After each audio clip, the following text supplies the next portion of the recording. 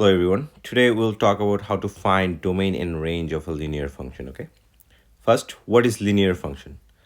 A linear function is a function where the variable it has only one degree, right?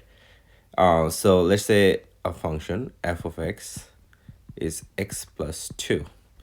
You see the variable is just in this function the variable is x, right? And here the degree of this variable is just 1. So this is a linear function. Or in the graph, let's say x and y, where the function is linear when you just get a straight line. Let's say like this. That's a straight line, right? So this is a linear function. Okay. Now also, if you get like this is also a linear function. So this is a linear function too. So here, once you understand the linear function, now you can see, let me just explain you guys a little bit more. Now we're going to talk about the domain and range. What is domain? When a function, let's say a function is fx equal x plus 2, right?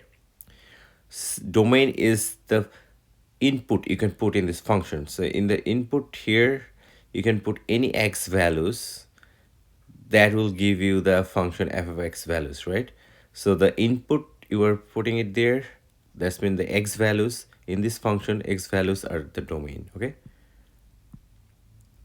And for the range, whatever, once you put the values of x here, and whatever the outcome you get, that's gonna be y, that's gonna be your f of x values, or in this graph it will be y values, right? That is your range. F of x value are gonna be your range. So in the graph, x values are domain, so these are domain, and y values are range, okay? So that you guys are clear. And since we know what's the domain and range, now let's talk about how to find domain and range in linear function, okay? So in linear function, let's just erase it. So in the linear function, let's say write down a linear function, f of x equal, let's say 3x plus 2. It doesn't matter as long as it's linear. The coefficient, as long as its power is just 1. So this is a linear function. So in this linear function, domain is, it doesn't matter. In here, you can put any kind of x values and you will get the y values. The function is defined. It doesn't matter. Any kinds of x values, you will get the defined function. It's not going to be undefined, right? So the domain for this, domain for any kind, it doesn't matter, any kind of linear function is always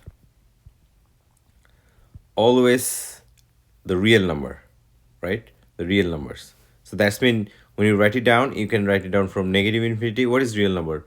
All the numbers from negative infinity to infinity, okay? That's gonna be your domain. And for the range is again the same. Range for any real number, any linear function is exactly the same. It's negative infinity to infinity, okay? I want you guys to understand it is. So in the exam or anywhere, if you need to know, now you know. Your domain is always, domain and range for a linear function is always negative infinity to infinity, all the real numbers. Now, what if you have a function, let's say like this, f of x equal, let's say 4. That's mean Here, this is also a linear function. If you graph it, you will see the x is value is, it doesn't matter whatever value you put, the y value is always 4. So let's say this is x, this is y, right? Is you see you get the linear line, right? One straight line in here. So that's been this is a this is let's say 4. This is a linear function. So here it doesn't matter whatever the x values you guess always 4. So in this situation, this is the exception, right? In exception for the linear function, whenever you see that here you can put all the inputs. That's mean domain here is still negative infinity to positive infinity. But for the range, it doesn't matter whatever you put, it's always 4. No matter what, no matter which number you put, it's always 4. So range will be just 4. Whatever the constant you have, that will be your range.